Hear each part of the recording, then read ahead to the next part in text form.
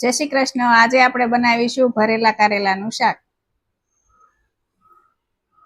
ભરેલા કારેલાનું શાક બનાવવા માટે મેં બધો મસાલો તૈયાર કરી લીધો છે। કારેલાને મેં ધોઈને મીઠું ભરી અને બાફીને સાફ કરીને લઈ લીધા છે।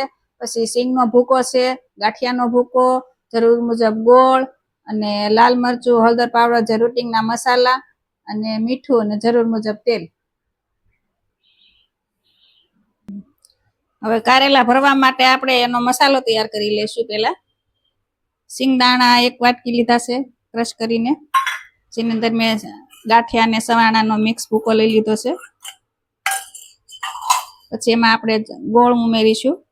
ગળપણ અને ખટાશ ચડિયાતા થોડાક હોય ને તો વધારે સારું લાગે।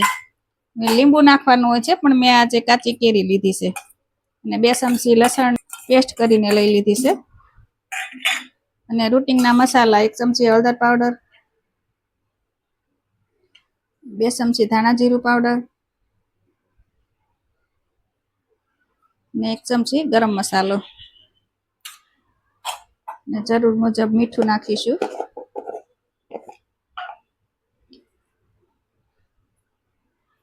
મીઠું આપણે બાફવામાં પણ નાખેલું હતું અને ગાંઠિયા ને એમાં હતા એટલે એમાં પણ થોડુંક હોય, એટલે સ્વાદ પ્રમાણે જરૂર મુજબ ઉમેરવું।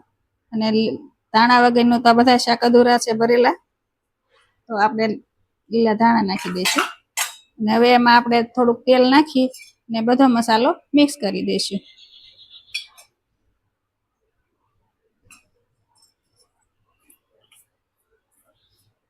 બધો મસાલો મિક્સ કરી પછી આપણે એમાં કારેલામાં ભરી લઈશું। ચલો, મસાલો બધો બનીને રેડી થઈ ગયો છે। હવે આપણે બધા કારેલાને ભરી લઈશું। કારેલા તમે કાચા પણ ભરીને વરાળમાં બાફીને પણ કરી શકો છો, પણ અમે આ રીતે બનાવી છે એટલે મેં એ રીતે બનાવ્યું છે। આમાં પણ તમે જરૂર મુજબ ખાંડ પણ નાખી શકો છો, પણ ખાંડ કરતાં ગોળ નાખ્યો હોય તો એનો ટેસ્ટ વધારે સારો આવે છે। એટલે જરૂર મુજબ ચડિયાતા મસાલા હોય, ગળપણ, ખટાશ, તીખાશ, તો ભરેલા શાક ટેસ્ટી બને છે।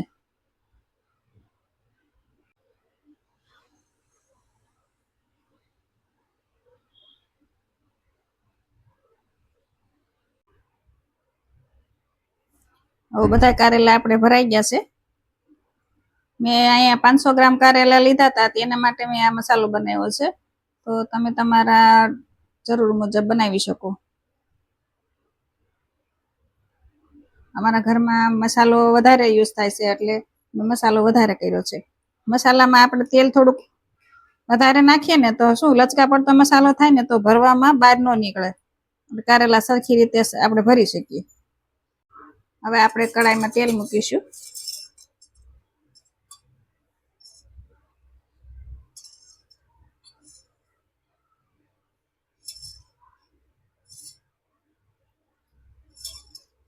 મેં અહીંયા 4 ચમચા તેલ લઈ લીધું છે।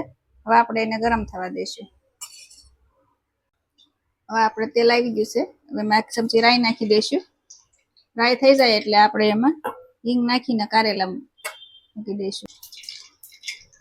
અમારા ઘરમાં કારેલા બધાને બહુ જ ભાવે છે, એટલે અમારે રવિવારે સ્પેશિયલ કારેલા જ હોય, સાથે ખાટી મીઠી તુવેરની દાળ, ભાત, કારેલાનું શાક સરસ મજાનું થઈ ગયું છે। હવે આપણે લીમડો નાખી હિંગ નાખી દઈશું અને હવે આપણે એમાં કારેલા નાખી દઈશું।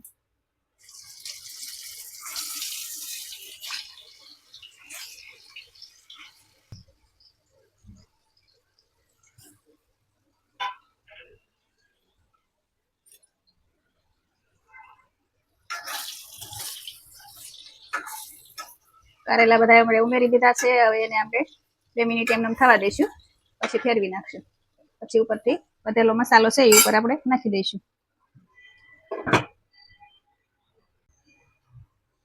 કારેલા હવે આપણે ફેરવી નાખશું।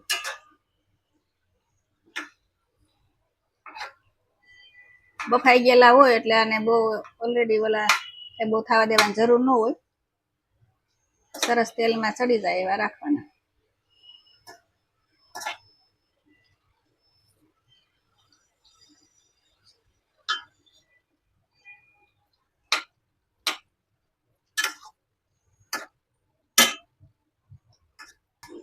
હવે આ મસાલો આપણે છે એમાં આપણે ઉમેરી દઈશું.